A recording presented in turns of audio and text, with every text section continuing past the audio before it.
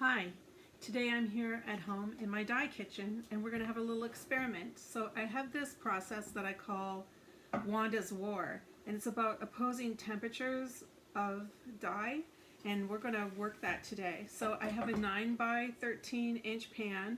You can see it's pretty wrecked inside. There's even a little bit of rust, but we don't have to worry about that. It just adds to the general goings on. And I take my half yard and I distribute it evenly throughout this pan. So I kind of gather everything up, and I'm trying to be careful not to have too many fold unders because that means sometimes dye won't get on. And although normally I make a pretty bright event with this, kind of medium brights, I am going to attempt to make some interesting fabric for creating flesh, so that if you have this, you might have a nice array of flesh, and I hope even values. I'm going to try to be tricky. So now, just going to show you this, what it looks like. It's a miracle! And the next step I'm going to take, so I don't have to do this into every single dye color that I'm doing, is I'm going to sprinkle a little bit of citric acid on here. I'm home alone. I don't have my tripod, and I apologize for the quality of this and your inability to see, but of course you can always ask me questions. So I'm just taking the tiniest amount of citric acid and putting it in there. If you have a cut, don't do this because it will sting you bad. And I have a pot of water boiling here. You see it? I don't bother with the kettle when I'm doing these kinds of things because it doesn't hold enough water for me, and I just want to keep moving along.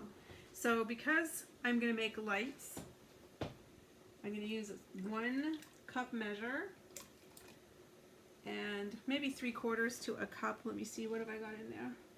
I've got a half a cup. I probably want a bit more. Well, no, that must be my instinct telling me to use half a cup. And I also have my faithful toothpicks. I know it drives everybody crazy, but it's really good. So I have made it wet by putting it in my measuring cup here. You can hear me going like that. And there's some drips on it, so I just usually wipe it on my clothes, and now it's nice and damp. And what we're going to do in this method is make 4 stripes going this way, side to side in the pan, of warm colors. And then we're going to make 3 strips of cool going across the top of it. But we don't want our dye to be very dark. Holy snap! Losing my strength. Sometimes I've had these jars for a long time and dye gets clogged up in there. So, can you see that? I'll put it against my skin. Not very much dye. I'm dissolving it in this measure of water. I'm just going to make my 1 stripe going down, so that it makes a bit of a bar of color. Can you see it right there? Okay. So now I'm going to put the lid back on here and make a note to self that I have to clean the lid because it's starting to get really sticky. And next, strangely, I'm going to use the color orange. And I know it sounds terrible. My goodness, that's terrible. What a terrible color to choose. Really, it's going to work out great. My toothpick is still damp. And this time it picked up a little bit too much orange. You can see it's all kind of clumpy. I don't necessarily want that, so I might not stick the whole thing in there. I'll just put it over there for another situation because I do not want to have very much dye. And you'll notice this water I'm using does not get cooled down. So next I'm going to put this orange right next to the brown and even let some of it be together. When I'm all done, I'll show you the colors. And you don't really want to be tipping your pan up or anything because it moves the color around too much. So the next color I'm going to choose is red violet. And I'm keeping these colors all sort of equal in value. And you're going to be upset with me when you see this. Look. But don't worry, because the nice thing about working this warm to cool situation is when we put warm colors over, or cool colors over warm colors, or vice versa, it allows them to cancel each other out, which will let us have some drama. So now I'm getting seal brown. And it's a different brown than chocolate. And I'm just going to pour it in lastly. And if I wanted to, and I wasn't feeling very adventuresome, I could cancel out some of my red violet if I wanted to, but I'm not going to. I'm going to let it be the way it is. We're just going to see what happens. We're having an experiment. So let me hold this up for you to see. This is what it looks like. And she just about pours water out all over her whole kitchen. So now I have moss green. I've moved to the cool colors now. And I had spoke of hopefully making values. So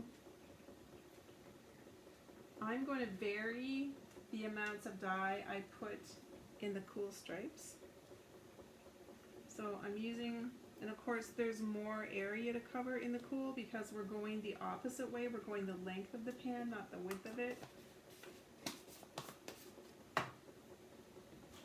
So let me move it back here a little bit so you can see what I'm doing. So I just start pouring and pour over the green. And also don't forget we have the reserved amount that isn't getting any dye in it because it's hidden. So I'm not going to use quite as much turquoise as I did green.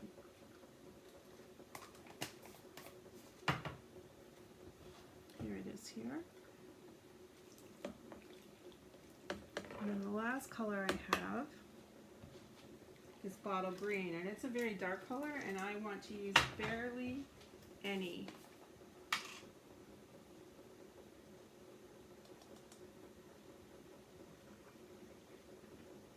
So that it looks something like this. So for the last two colors I used the same amount as I did the first time. I'm just going to put that right over the top, and it's barely showing up. Okay, so now we have this happening, and I'm looking at it. I'll show it to you in a sec. I'm just kind of punching things around here because that's what I do. A wool puncher. And I'm thinking that it might be interesting if over part of it, I might put it over all, I make a very weak black. Now, the reason I'm doing this is because I have found if you have a nice true black, it actually, obviously I ate my other toothpick. If you have a nice true black, it actually enhances the other colors a little bit if you put it over top. And I'm not going to pour it over directly. I'm going to kind of splash it here and there. I need the help of I want to add a bit more water to my measuring cup. So bring this over here so you can see it. I'm going to add a bit more water to this. And I feel when I look at it, it's a bit too much, so I'm going to even add a bit more water to it.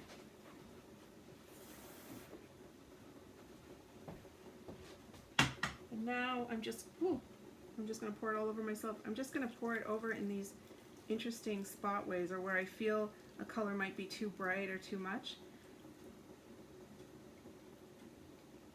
There. And if I wanted to,